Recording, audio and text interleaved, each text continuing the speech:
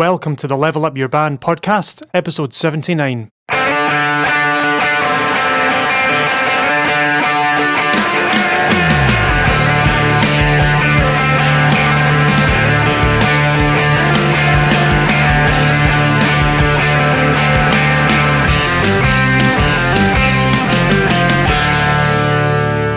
Hello, and welcome back to the Level Up Your Band podcast. My name is Gavin Patterson, and I'm here with Julian Pombo. Hello.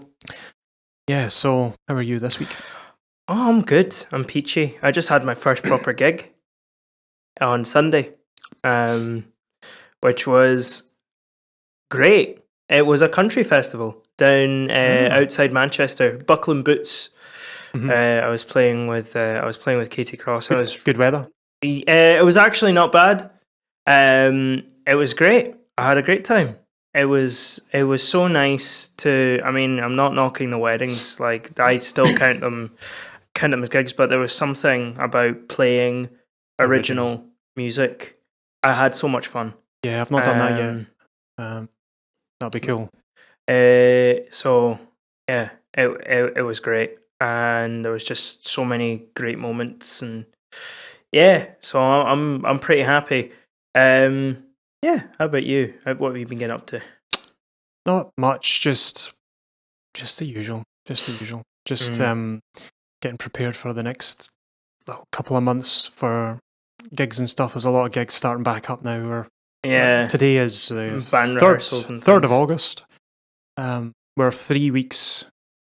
I think we're back to being 3 weeks behind again, or ahead rather, with the podcast. Because for a while there we were 2 weeks, and then we did that behemoth episode last week. Yeah, which basically summed up the entire premise of this whole podcast. What is the point in us? Like, the episode. Yeah. What is the meaning of life? The episode. Yeah, that was a long one. It was. So that was last week and the week before, which was actually one episode. So just prepping for quite a lot of gigs in the diary this little while. So that'll be fun. Yeah. So, yeah. But yeah, today, what to do when no one is listening. I think that's going to be the title of the episode. So I was thinking, what do you do when you're putting in loads of effort and you're not seeing the results that you perhaps wanted? So written here.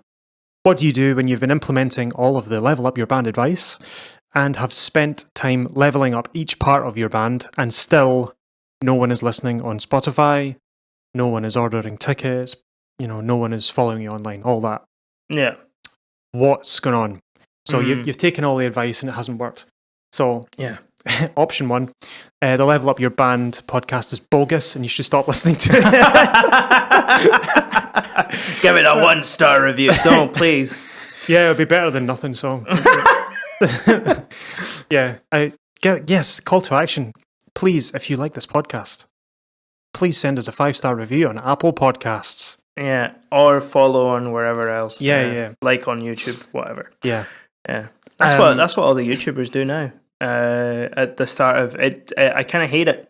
Like, you've been watching a video for like 5 seconds, and it's like, subscribe and like. Yeah. I don't know anything about you, mate. I'm not going to. Yeah. It's what it's for is because they always used to put it at the end, and like only like 20% of their audience watches to the end anyway. Yeah. So they put it at the start to try and get more subscribes. What kind of weird person? I mean, it must exist, but what kind of weirdo just sits and goes, they hear like and subscribe in the first 5 seconds, and they're like, yes, done. All right, I'm done with the video. I've got a band related version of that. Do you know? I don't know if they still do because I don't listen to music. But do you remember "Poker Face" by Lady Gaga? Mm-hmm. The first line in that song is the name of the producer. Oh yeah. Remember they used to do that? Yeah, Jason Derulo used to do it a lot. Yeah. He used to sing his stupid name at the start of every. Yeah. Jason Derulo. It used to be the exact same melody. Yeah. Yeah, it's like a trademark thing. It's like, it's a call to action. It's like, subscribe, like and subscribe before you even start the episode. Oh, right. Right at the start of the song. It's weird. Man, what you're telling me is that all the things I'm complaining about have been going on for years. Yes. Yeah. It's usually the case, isn't it? Yeah. So anyway. So, like I said, you've been implementing all the advice that we give out freely on the internet. But it's not working. You're still not seeing the results. So the first thing you need to do is identify the symptom. So it's going to be quite obvious what's wrong, because people tend to be, gravitate towards negative things. So you'll find out what's not working pretty quickly, unless you're not paying attention, like American football, where they don't know anything about their own band, the fact that they had their own following and they didn't even know. But if you're paying attention, you should know what's not working. So I'll give you some little points that you can look through. So ticket sales, new monthly social media follows and likes. So that's like you get a graph on like Instagram and Facebook showing your average monthly follows or likes, how many people you get per month. Same on Spotify. And you can see if it's going up or down, and you can see trends and stuff. Yeah. So, if it was continually going down to the point where there's nothing, that could be a problem. Streaming stats, same thing. You had a lot of listens, now you don't have any. Merch sales, people have stopped buying your merch randomly, your online stuff. Nobody's reviewing your material. You send it off to radio stations or blogs or podcasts to review your material, and you're not getting that anymore. You're not getting inquiries or whatever, and you're not getting any gigs booked. So these are all the different things you can see. So if one or two of these things you've noticed in your band, you're putting in loads of effort, and one of them's not working, like maybe you're really, really working hard and your Spotify needle is not moving up at all. You're like, right, why is this happening? Maybe it was in the past and now it isn't, and you're like, I don't understand why.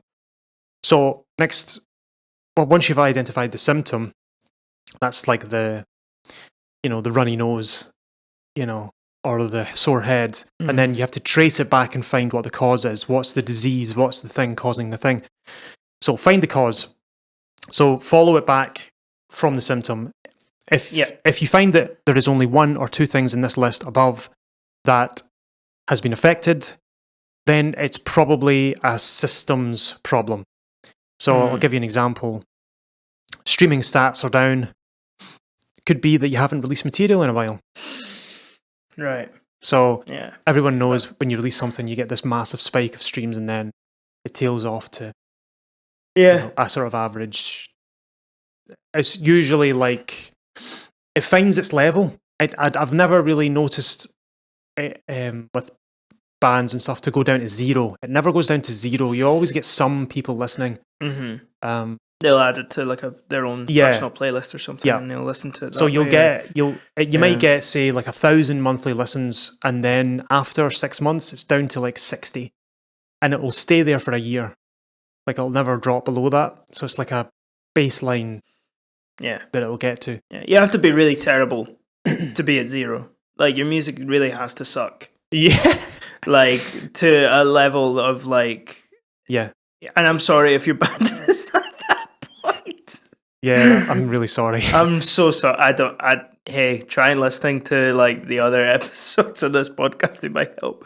But yeah, you're right. Like it never drops to zero. Yeah. It will. It does. It finds a number and it stays there. Yeah, roughly. It's funny.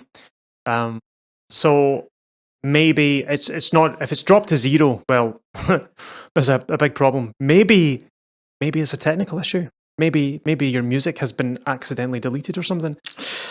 Maybe Spotify have taken it off. I know Spotify were talking about doing that. They were talking about taking off material that hadn't had any listens in the past so many years. They were just going to outright delete it if there was no activity. Whoa. I had heard this was going to happen. I don't know if they implemented it, but this is what I had heard. If there was nothing happening, they were just going to get rid of it. Because you imagine the amount of storage space they have. Actually, honestly, I've noticed that there's a couple of songs. For a little bit of background, I've mentioned this before. I think I have a playlist called Dumb Country Songs. There's a couple of pretty niche country songs on there, and one of them's gone. Oh. So I think they have implemented it, which is scary. Unless the artist has Unless the artist has decided to take it down. I'd heard that. I don't know if it's true. Someone go research that. I don't know. I saw this in an article that they were talking about doing this. I don't know if it's to save server room or something. Space, because the amount of server like hard drive space that they must have, it's incredible. And there's a lot of stuff on there that's not getting in. I mean, you're not streaming it at like a super high quality anyway. Yeah, that's true. Yeah. So like, probably save on a lot of space by doing that as well. But yeah, anyway. Yeah. So so it could be that you've not released material in a while, so it's become stagnant, and you haven't told anyone about it. Yeah, but maybe you've got like 100 monthly listens when you did have 10,000. So it's come down to a new norm. So people are still listening. So clearly it's not the music. It just means that it's maybe a bit stagnant. And second one, it could be stagnant because not because you've not released material in a while, but because you haven't posted about it. Now, do this as an experiment, bands out there.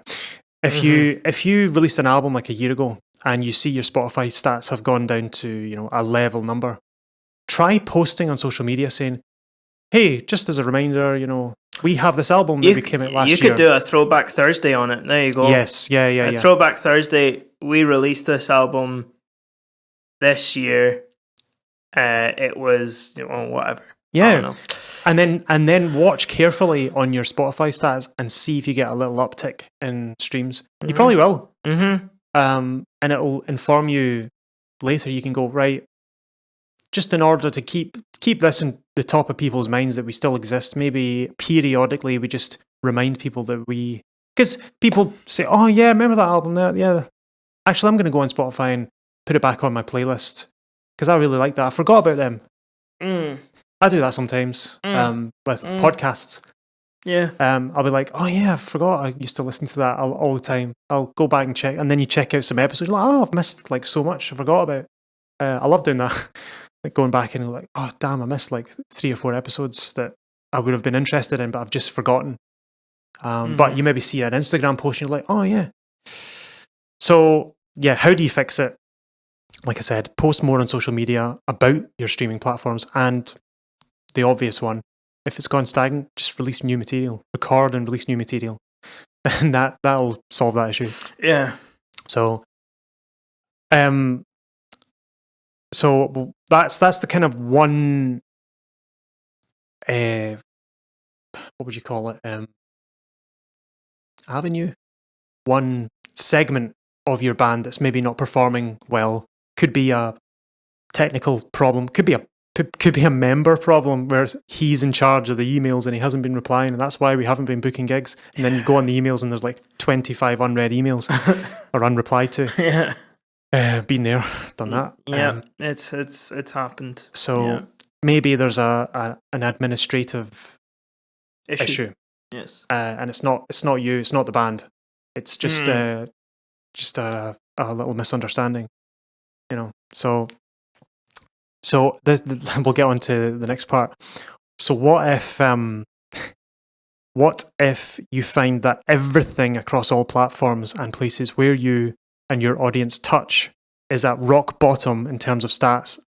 What do you do? So if you are, like I said, implementing the podcast advice and doing everything you can to level up your band, and everything is rock bottom, and nothing is working, nothing is helping. Wow. You've got a big problem. So how do you deal with that? So I kind of narrowed it down to two. There's 2 problems that it could be, excluding problem 3, which is the podcast sucks and the advice sucks. But I don't think the advice sucks because we've tried and tested it in a lot of different things, and a lot of the advice that we give is based on stuff that we've tried and failed and then tried and then succeeded. Yeah, and also stuff that we have seen out there, that other people have been doing and gone, that clearly works. Yes. So it's in one way or another, it has been tried and it has been tested. Yep. And there are results. So problem 1 that I see. So while while you may have been keeping track of and on top of all of your points of contact with your audience, just like how we advise, but you fail to keep in mind the main principle of marketing, which is delivering value to the customer. Yeah. So you could be posting things and sharing things and making things that you want to see, but not particularly what your audience wants to see. Now, I don't mean creating music for an audience. That's not what I mean. Yeah. What I mean is you're sharing social media posts, you're engaging in a way that flatters your own ego, rather than delivering something that is unique and authentic. Interesting. Do you know what I mean? I see you. And that's a good point, because I totally scroll past posts that are like that, like what you just described there, Okay. like of musicians that I like and that I respect and whatnot. But like, I see when it's like a very obvious like promotional post that doesn't tell me anything, and it's just like, look at me, like how good I am. Yeah. It really does take. I'm just not. I don't care. Yeah, it's a turn I don't care. But then again, that's me. I don't really. I don't respond well to classical ads, I guess you would call them. Yeah. I just ignore them. Yeah. It could be the best product in the world, but if it's shown to me in a certain way, I'll just ignore it. So no, I was curious about where you were going to go there, because I was like, sometimes people don't know what they want. Yeah. But no, you're right, 100%. So what I've got here is, you might be posting what you want and not what your audience wants. Now, I've always said this. You should make music for you. Yeah. And you should release music for your audience. Yeah. Totally different. Once your music has been created, your sole purpose after that is to serve your audience and serve them the music that you made for you. Yeah. Keep the creative stuff between you and your bandmates, and keep the promotion and marketing stuff for your audience. Always have the customer in mind. So what does your audience want? Now, assuming that you've had an audience in the past and things have gone stagnant, that's what we're talking about. They want what is unique about your band. That's the reason why they followed you in the first place. So give the audience what they wanted in the first place, which is your authentic and unique artistic material. And don't be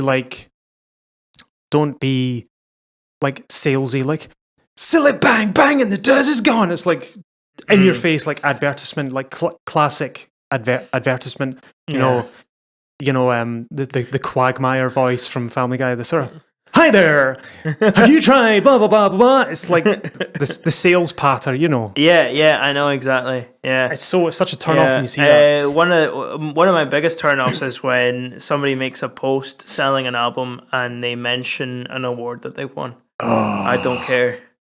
I don't know, man. Like, it works for a certain kind of people. It does nothing for me. I don't know, man. I don't know what it is. I don't really care what award you've got. No, the customer doesn't care. The audience doesn't care. That's for the promoters. That's for the managers. That's for the labels that you're trying to impress. Oh, they've won that award. Oh, that's quite all right. But you see it a lot in certain kinds of promoted like ads and posts and things like that. BAFTA winning whatever. It released a new. Insert award, Nobel Peace Prize winner. Yeah. Like Grammy. Jimmy Smith has released a new album, Bonny Hills of Scotland. Like, it's just I avoid. I just can't stand it. The credentials don't really matter if the music sucks. Yeah. It'd be like, imagine if we posted like an ad for our band, We all posted all of our the qualifications. You know? Gavin Patterson, drums, higher English, higher physics. Julian Pombo, B Muzz. Like, that's cringe, man. It's so cringe. super cringe. Oh, ultra cringe. Anyway, that's funny. Yeah. So, but sometimes it can go the other way though, because like we're talking about posting authentically, right? So I've seen posts where people are like so alienating that I'm just like, I don't know how to react to this. I don't really care. Yeah. You know? Yep. You know, I mean, like, sure, you can make a post and be like, oh, band dinner night out, or, you know, band film night, or whatever you guys like to do. But if it's just like, it might work for some bands, but I don't know. Like, if it's just videos of you doing random Instagram things that other people are doing, I'd be like, what is going on? Yeah. Why am I following a personal page? Yeah. Yeah. Like on your artist page, like your individual, if you're like it's in a band, fine line, if you're individual, like, you know, Joe Blogs guitarist from your band name, if you want to do like posts like that, then fine. But as a band, like I said, you've got to, like, your audience want your music. They want new material. They want more stuff. They want more artistic stuff. They want the things that you've created. That's what they want. They don't want posts about you eating your dinner. Now, those posts are good for like stories and little updates, and it can be quite quirky and cool, and they can see an insight to the band, like, oh, we're in the rehearsal studio today, here's a picture of us. Cool, that's fine. But those are little throwaway posts just to keep Facebook and Instagram and TikTok and all that, or whatever it is, just keep it simmering away until you've got something of substance to share with the audience. It's got to be like, for example, if you're smart enough to set up some way of capturing your live gigs, it doesn't really matter how good or bad quality it is, as long as it's something. Keep it saved and stored on a hard drive somewhere until you run out of things to post on social media. You can cut up excerpts from different gigs, whether it's pictures or videos, and it's at least your actual band playing, doing its thing, and you can actually post little snippets of gigs and like, oh, throwback to last year when we were gigging, blah blah blah, instead of just going like, oh, like we had a Zoom call last night and it was really productive, hashtag band in lockdown. Like, it's not interesting. You're not giving anything to anyone. You're not offering anything to anyone. Whereas a video of your music, a live version of a song that everyone knows, is like, you give that to people. That's something that they want. That's why they like you, because they like your music. And I love like music that I like, bands that I like. I love hearing different versions of the tune, and what I mean by that is like a live version, acoustic version, different. You know, I love like a song that I've heard 1,000 times, and then hearing a live version of it here and a live version of it there. I like that. It was the same thing. I'm taking it back to buddy Tolkien again. I grew up with the cinematic version of Lord of the Rings, and then I saw the extended edition, and I'd never seen these scenes before, and I was blowing my mind because I was so. There's talk of an even longer version. I know. I'm so excited. I know. It's going to be like a week long or something. But band night in watching Lord of the Rings. But it's just going to be me and Gavin looking extremely happy, and then everybody else like bored. Sleeping. Well, no, Madeline's into Lord of the Rings, so it'll be 50-50. But my point is, like, they like you for a certain reason, and if you offer them something that's genuinely valuable, like, they'll reward you for it. Yeah. So that's problem number one, anyway. So you might be posting something that's not what your audience wants. So always keep the audience in mind. when you're posting and when you're delivering to your audience, not when you're creating, but when you're delivering the product to the audience. You always have to think, how can I make my engagement with my audience more valuable for them? It's not about you anymore. The music's about you, but delivering your product to your audience is about them. Customer's always right, kind of thing. Problem number 2. Okay. So, same as before, you have taken all the advice, you're keeping up with things, but things have gone stagnant. Anyway, across the board, you've spent loads of time and it's just not working. So, problem number 2. It could be that you have lost your way musically. Perhaps you're not staying true to your artistic vision, which you delivered to your audience in the beginning. Maybe now the music, vibe, aesthetic, genre has changed so much from the original idea, and perhaps your audience has moved on as a result. We actually tackled a band that this kind of happened to, which is Jefferson Airplane. Yes. Listen to that episode if you want to see that kind of thing in action. It was... they were so self-absorbed, and it was actually 2 people in the band that were so self-absorbed with what they wanted to do and what they wanted the music to sound like. They ended up chucking the guy that started the band. Yep. They just chucked him out, and they did their own thing. And what happened? It just crumbled. It's interesting, like that first album with what's that song, White Rabbit, on it. It's great. And the second album, the follow-up album afterwards, is also pretty good. But there is it just gets wackier and wackier, and people at the time, they just totally lost interest, So. Yeah, that's a good example. Yeah, it is. So, artistic vision. So, say you start a band and it's a certain vibe, a certain genre, a certain aesthetic, and you've got a clear musical vision of what you want to create, and you deliver that, and you obtain an audience. And it's natural for a band to change over time. It's natural for a band to... like the Beatles changed over time. Yeah. And they got a lot of pushback. If you look in old interviews or crowd interviews or just opinions about fans at the time when they changed to all the Strawberry Fields, crazy wacky stuff. To be fair, I kind of like a lot of it. A lot of people didn't like it. I'm not surprised, honestly. They preferred the twee, beboppy kind of what do you call it? Just the skiffly type music. Yeah, sort of like classic, rock and roll. Well, they kind of invented the whole Brit-pop sound. Yeah.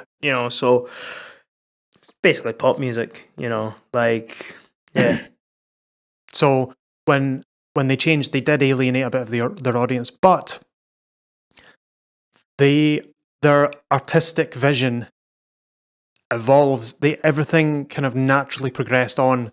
It wasn't a shoehorned change. If you look back, there was a gradual change, especially over Rubber Soul and then Revolver. Yeah. Revolver was the first one. I was like, this is a wee bit thingy, and then it was like Magical Mystery Tour, Sgt. Pepper, and it was like, whoa, There's a natural progression. Totally. It wasn't like they were making cutesy pop tunes one day and then death metal the next day. It wasn't like a drastic change. It was a slight subtle thing, but it was mostly. I mean, Helter Skelter's a pretty heavy tune, to be fair. Some say it's the very first metal song. Some people say that. Yeah. We debate that between that and what do you call it? Led Zeppelin and the Who. Yes. Is it not the Kinks? The Kinks as well, yeah. They're in there. You really got me. Yep, that's the one. Yeah. So it's kind of a toss between 3 or 4 bands. I think there was just a cultural shift in that direction anyway. Loud music. And then Pink Floyd came in as well. Yeah. And they were extremely loud. Anyway, so What I mean is you've changed so much that it's like you're a totally different band, and it's just the audience that you had are no longer interested. So I've got actual tangible evidence of this. Oh, so I was in a band that did this. So they were one genre. They were sort of poppy, rocky, kind of funky kind of thing, and the band split. Right. And it went through about 3 or 4 different forms before it eventually died. And they were releasing material that was slightly more electronic-y sounding. Right. And it was okay. But then the band sort of definitely parted ways, but the original songwriter kept all the social media, everything. And then changed, because the page had like 2,000 likes on it, changed the name of the band to some other thing, and then started posting metal, sort of new metal kind of vibe music, sort of alt rock, post sort of that kind of genre, and rebranded the page so that there were 2,000 people liking a thing that was before, and now are liking a page that was not the thing that they liked in the first place. Yeah. And what happened was a lot of people started to unlike it because they're like, "What is this? I don't remember liking this." It's just a snidey, shady thing to do. Just taking advantage of the fact that they had a following on the previous lineup and trying to carry that over. Backfired. Well, yeah, explosively. It's crazy. It's like you're a customer of, like, you buy coffee beans, and then you're buying coffee beans, buy coffee beans all the time, and then you go to buy another bag of coffee beans, and then a bag of potatoes turns up. Oh yeah, we've rebranded. We're now potatoes. I'm like, well, I don't want potatoes. I ordered coffee beans and you're giving me potatoes. It's like this. It's a total mismatch. So maybe that's what's happening now. You have to be really, I don't know, egotistical to do stuff like that. Yeah, I mean, to be honest, I think a lot of that backlash. I think the backlash would have been lessened if they had actually warned people about it. No, they didn't. Nothing. Oh, that's the thing. They went back and deleted all the photos and all the videos saved on that page, completely wiped it as if the other band didn't exist, and totally started a new thing, rebrand, new artwork, new music, totally different genre, different lineup. Only one original guy, the songwriter from the previous band, but a totally new style of music using the same page. Just snidey. Absolute dreadful. And of course the new project died as well, so awful. awful.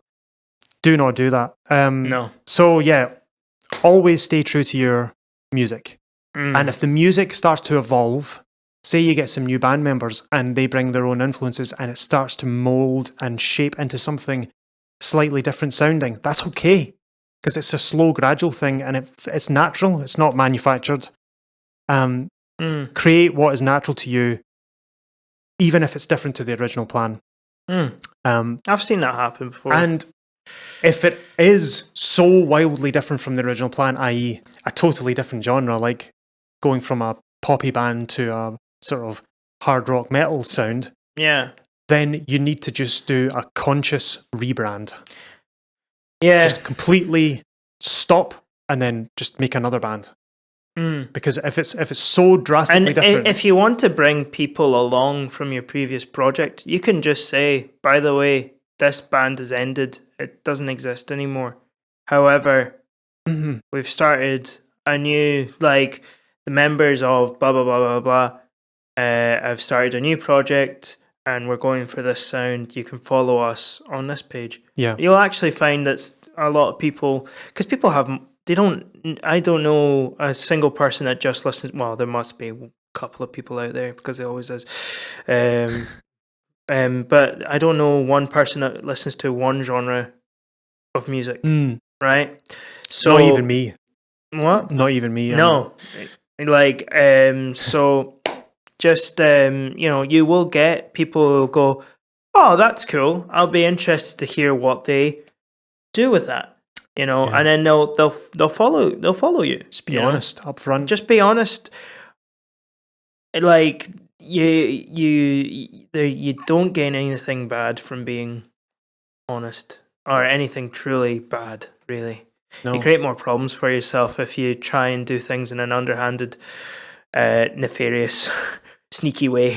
Yeah, it's so sneaky, that whole, this is what we were. And you get genuine likes, like people think, oh wow, this stuff's really good, or I've been to your gigs and I love the music, and then you just completely change it without telling them. If there are outdoor, outside forces trying to get you to change your music, they actually did this with the Proclaimers. Yeah, you know this, right? Yeah. They, for those of you who don't know who the Proclaimers are, you're probably not Scottish. That's why you don't know them. Although they are pretty big all over the world. Yeah. More niche in other parts of the world, I think. But the Proclaimers are a Scottish duo from Edinburgh. Leith. From Leith, yeah, which is just outside. They're actually born in Auchtermuchty. Oh, really? Yes. All right, okay. Same as Jimmy Shand. Well, there you go. But they sing with very broad Scottish accents. Broader than us, I think. Much broader. Basically, their genre is screaming in Scottish.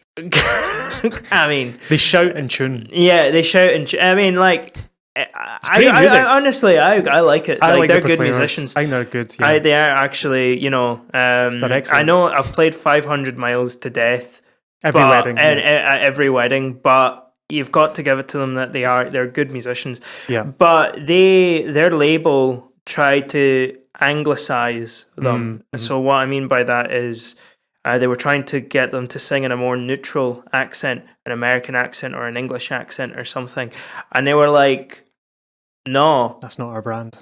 They even wrote a song about, I can't remember the song, what it's called, but they wrote a song about it. Really? About how they were not going to sing in English or American accents and they were going to keep their accents. It's funny. So be defiant against somebody telling you, oh, do this because you'll get, especially when it comes to your own music. That's basically like, hi, Proclaimers, nice to meet you. We've got a suggestion for you. Why don't you get... It's like that episode. Why don't you get rid of the very thing that makes you unique? Your actual unique selling point in your niche. Why don't you get rid of that and be more generic? That's our advice. It's like, no. That's literally what makes us stand out from the crowd, is our Scottish accents and the tight harmonies, the loud guitars, and the energy. Yeah, we're totally not going to do that. We're just going to sound like every other artist. Imagine 500 miles in English. Da da da da da da da da da da da da da. And I would walk 500 miles. Oh, awful. Anyway, honestly, don't listen to other people. When it comes to you making music, if somebody comes up to you and says, do X because it'll make you more money or you'll be more popular, so horrible. Then ignore it, because they clearly have no idea. They just don't. None of that has ever worked. Real life example. People are constantly being like, why do you just play instrumental tunes? Why do you not have a singer? And me being the incredibly agreeable person that I am, I was like, maybe you're right. I'm so glad I know that now, because I can sort of cut it off. Keep it in check. Yeah. I can definitely keep it in check. I was like, yeah, maybe. No. We've just decided to keep doing our own thing, and we actually found that we were getting audiences anyway. It's our selling point. It's our selling point. We play overly arranged pieces of Scottish music. Instrumental. It's our thing. It's our thing. And if people want to listen to that, they will, people that want to listen to that will find it and they will enjoy it. And people who didn't even know that was a thing that they would enjoy will find it and they will enjoy it. So, yeah. Staying true to Stay true. Basically, both of these problems kind of sum up to be true to your vision and to your goals. And your audience. Don't just become a shill. Yeah. You know. Yeah. Make sure number one, it's just back to the two sort of biggest pieces of advice we ever give is like, stay true to your artistic vision in your music, and always consider your audience. Always make sure that they are being served, because they'll tell you when they're not being served in the form of not being there. They won't actively go, "You're not serving me." Like, they'll just not turn up. They'll just not engage. Yeah, that's how totally. They tell you. That actually happened. I wonder if I should do an episode on Weezer. Probably should, because it's an interesting story. Like, that kind of happened with, I don't know how much you know about the band. Nothing at all. So, long story short, first two albums that they released, the Blue Album and Pinkerton, chef's kiss, in my opinion. Really, really good. Okay. Amazing.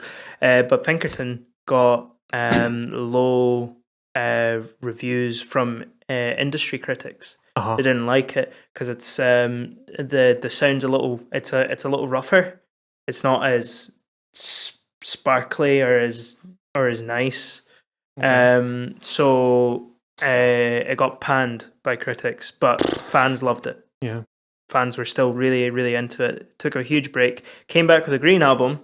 Critics love it. Oh, okay. Fans hate it. Right. So it's like movies. But Rivers Cuomo says, "Oh, critics like it. It has sold, even though the actual fans don't really like it. I'm going to keep making more music like this."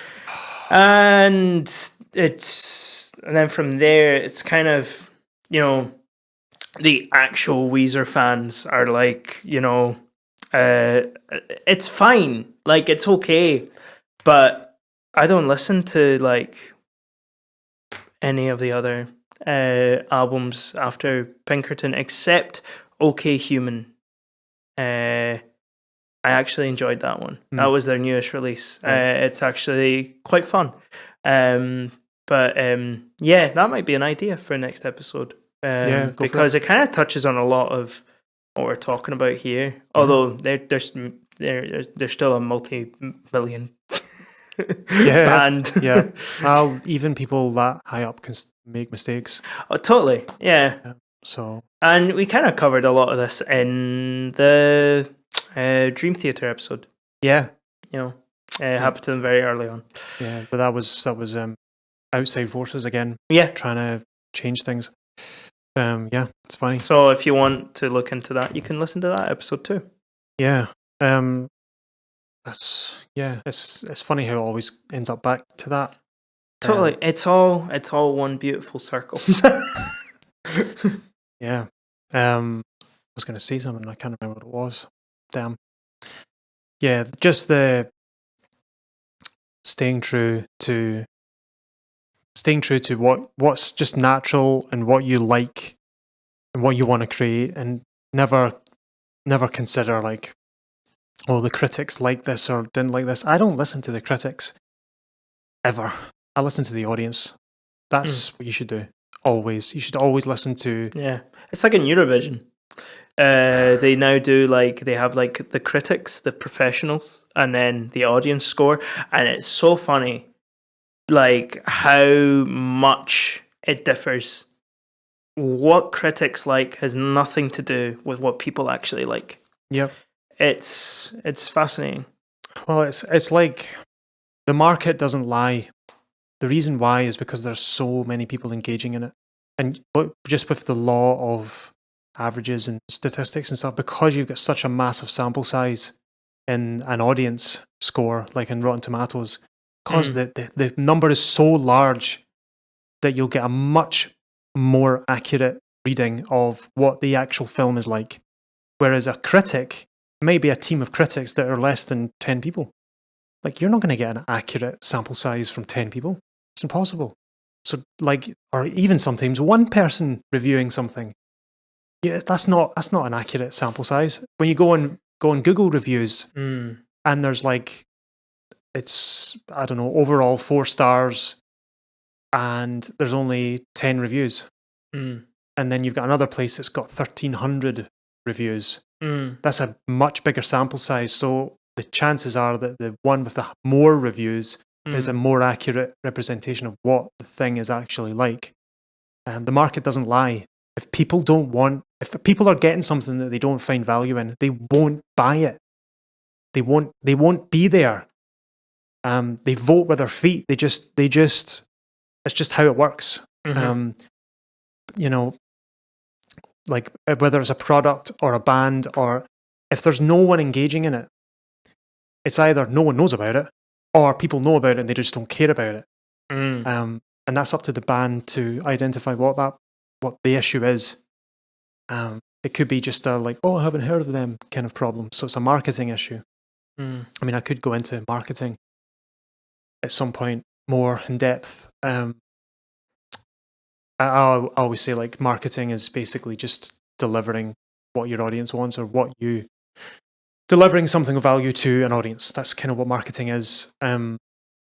Especially nowadays, because everyone's allergic to the classic advert style, or the, hey, you need this thing. People just hear that and they just switch off now. Those types of adverts I don't think work anymore. They worked in the 1950s when people had never seen adverts before. Yeah. But now everyone's so like ads just are a bad word now. Skip ad. That's the only thing you care about is skip ad. Because you're just bombarded with ads all the time.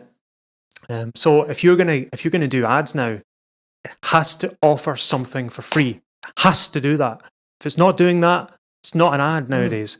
A lot of ads now, really, like if within the first 5 seconds will offer something, 30% off on something, or 50, or whatever, or free trial. Like, subscribe on blah blah blah. You get this free. Like bands can do it too. Like 100%. Yeah, you know, like you could even. Is it too wild?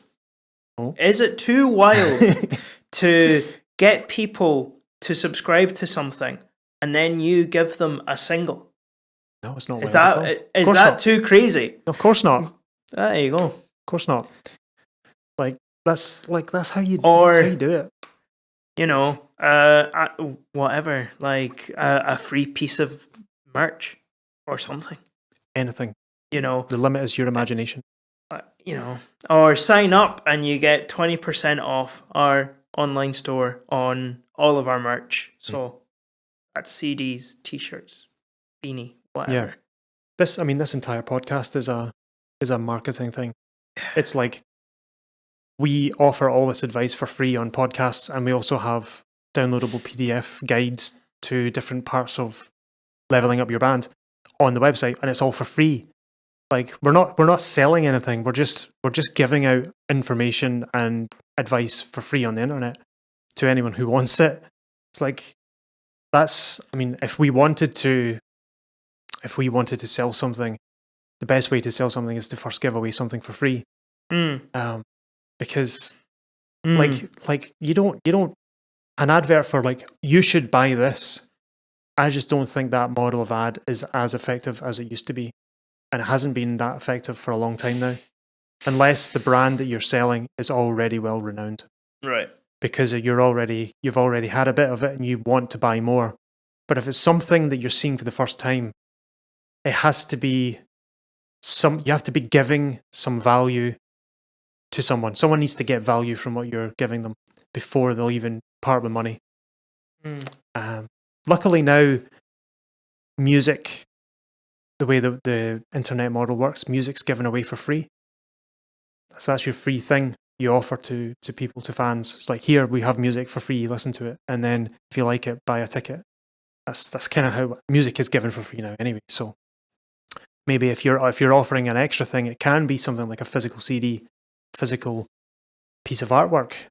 That'd be really cool as well, actually. Never thought about it. An artwork book, like an actual physical art book, hardback, with like photographs and like all your like social media posts, like concept art, a concept art hard book for merch.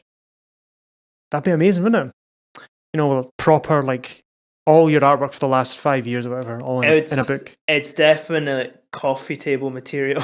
It could even have like paper article clippings, printed out, and reviews and stuff. Just basically a history of your band up until that point, and you can put a year on it, like 2014 to 2021, and it's got all the glossy artwork, and it's been really designed nice. You can offer that for free, to a loyal fan or something. Like, so many ideas. Anyway, it's always about delivering value to your audience, and they'll reward you for it. Agreed. Yeah. Cool. So that's kind of that on that episode. Yeah. Bit of a random it was good idea that I just thought of in the last minute. Yeah, we could do Weezer if you fancy it. Yeah, I'm down for that. Yeah. Have they fell though? Rise and fall. In my opinion, they've gone up. They've gone up in my books, because this new album I'm really into. They released it. That came out last year. Right. It's actually you should give it a listen, because it's some of the best strings that I've heard on a pop album that I recently from recent memory. It's just a decent album. I just like quite a lot of songs on it I just like. Check it out. It was like listening to the it's not quite Blue Album. I think what it was, I'll leave it for the next. Yes. I'll leave it for the episode. I'll leave my thoughts. It is one of these bands that's incredibly divisive. People fall into one of two camps. But yeah. Cool. Well, until then. As always, please... We mentioned it at the beginning of the podcast, so if you haven't done it already, then... please leave us a review on Apple Podcasts and follow on Spotify. I think it's something ridiculous, like 20% of the people who listen to us on Spotify have subscribed, which is not good enough. We want 100! 100%! So if you're listening on 110%. Break the algorithm. Break logic. Break all logic and reason. If you are listening on Spotify right now and you haven't followed us on Spotify, just hit the wee follow button. It's just right there, one click away. It's tiny. And if you're listening on Apple Podcasts right now, please just review. Go scroll down to the bottom, just click the wee 5-star thing. You don't have to write anything. But if you want to write something, you can. Why not? Say hi. Yeah. And if you want to comment on this episode, you can do so by commenting on the YouTubes or Facebook or Instagram. Or you can fire us an email. I think we're levelupyourband@gmail.com. We also have a contact form on our website, which is levelupyourband.com, if you have any podcast episode suggestions. So yeah, we'll maybe do another rise and fall of next week. See what it's happens. been a while. But until then, hope you all have a good week. See you next time. Bye. Bye-bye.